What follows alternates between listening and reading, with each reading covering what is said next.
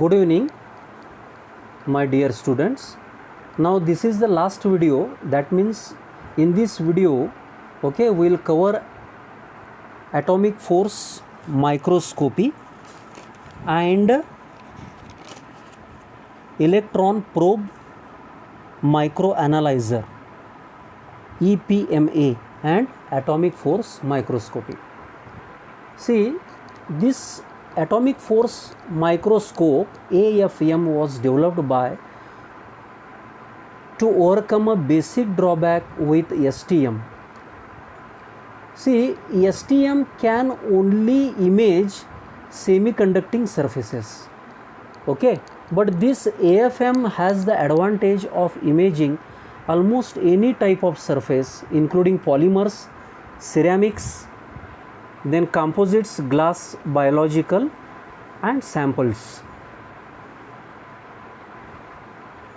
See here, this is the detector. It is having directly connection with the sample surface. This is the tip of the probe. This is the sample or specimen to be analyzed. This is laser. It sends the laser light. It falls here, then this probe is continuously moving. At the same time the light is falling here and it is then passed on to the photodiode. Then this information is collected here and the feedback is given here, you see here, okay. See, general advantages and disadvantages, that means limitations. See, it provides three-dimensional surface profile. We can do the detailed analysis of three-dimensional surface with the help of AFM. See, again this AFM do not require any special treatments, okay, that is metal coatings or carbo coatings, etc.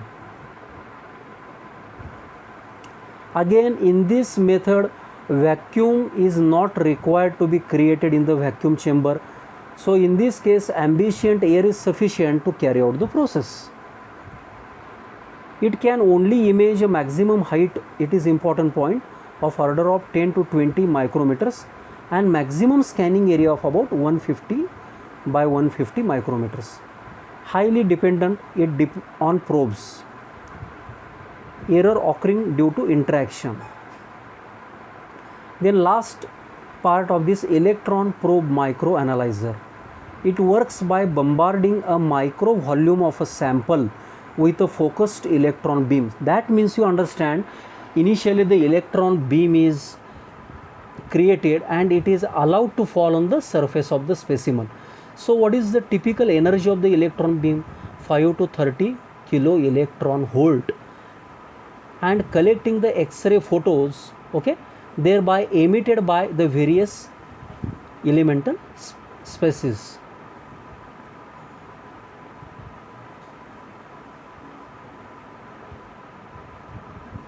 Now see here how it works. First, an electron source, commonly tungsten filament cathode.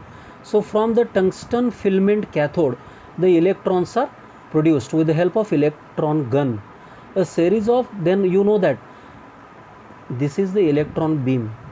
So then it passes through the series of magnified lenses. See, these are the magnified lenses which are placed in the path of the electron beam. What is the purpose? To focus the electron beam before falling on the surface of the specimen. Again I told you, a sample chamber with movable sample stage XYZ, that is under a vacuum, okay. This is the vacuum chamber, okay. Now see here,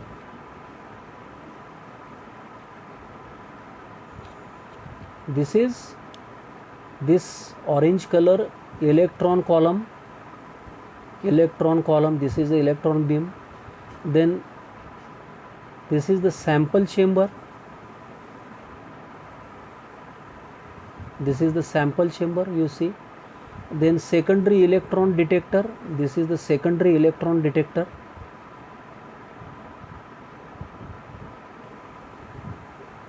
Then backscattered electron detector, red color,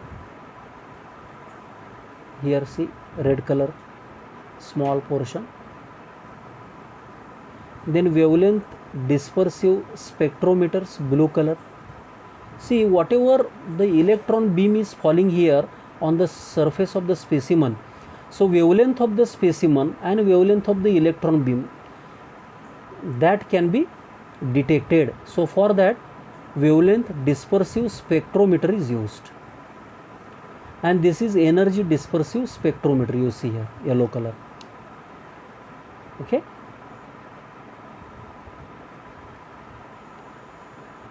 Same diagram is here. See, it works on bombarding a micro volume of a sample with a focused electron beam.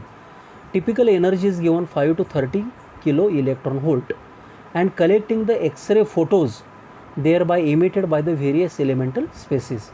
Because the wavelengths of the X-rays are characteristics of the emitting species, the sample composition can be easily identified by recording WDS spectra, wavelength dispersive spectroscopy. We can record that, and they operate on Bragg's law. Already we discussed in the last video. It is a fully qualitative and quantitative method of non-destructive elemental analysis of micro-sized volumes at the surface of the materials with sensitivity at the level of ppm.